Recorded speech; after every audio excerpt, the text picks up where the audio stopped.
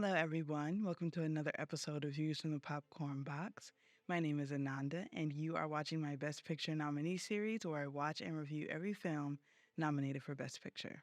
Today, we are watching Oppenheimer, written by Christopher Nolan, based on the book written by Kai Bird and Martin J. Sherwin, directed by Christopher Nolan alone. Oppenheimer follows the story of American scientist J. Robert Oppenheimer and his role in the development of the atomic bomb.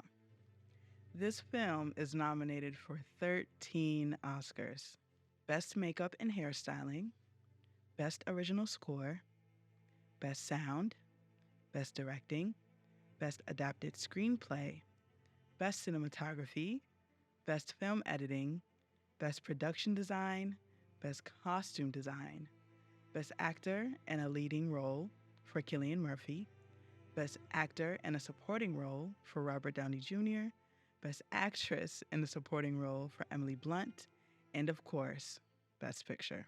I did not watch this film during the Barbenheimer event. I watched it 6 months later in the comfort of my own home, and it is still one of my biggest regrets to this day because this is an epic that is deserved to be watched on the big screen. This film is easily the top 3 best films I watched last year, and one of the films that will always be accredited with keeping theater exciting. Let me explain why. The rewatchability on this film for me is a 3.5 out of 5, which is not a bad thing at all. But because it's an epic and it's such of a feat to watch, I wouldn't just watch it on a random Thursday. But it's such a ride, and if you love history and a little drama, you're also going to want to watch this film again. There's a funny saying that if you love history, then you probably also love to gossip, which I completely agree. For this reason, the story for this historic film gets a 5 out of 5.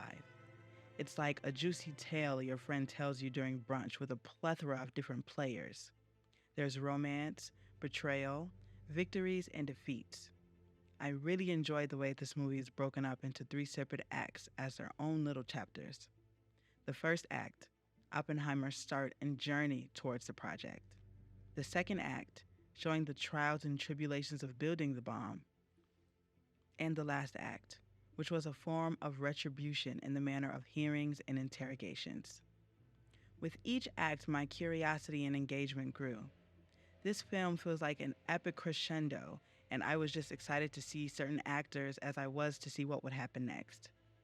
One thing I do think was an interesting choice was to not show the effects the bomb had on Hiroshima and Nagasaki. I think it would have added depth to the film. But what I will suggest is if you plan to watch Oppenheimer, watch it as a double feature. First Oppenheimer, then Godzilla -1. You can thank me later. The cinematography also gets a 5 out of 5. The black and white to color changes to signify time periods. The many cuts to particles to emphasize what Oppenheimer saw and thought of when trying to figure out how to create the bomb.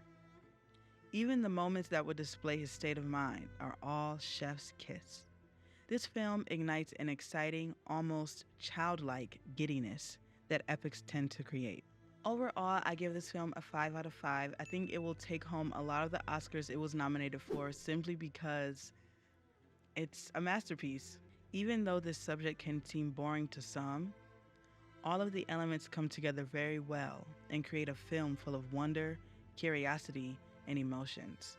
I personally think it's Nolan's best film to date. But I want to know what you guys think. Have you seen Oppenheimer? Do you think it'll win Best Picture? Let me know in the comments. Until next time.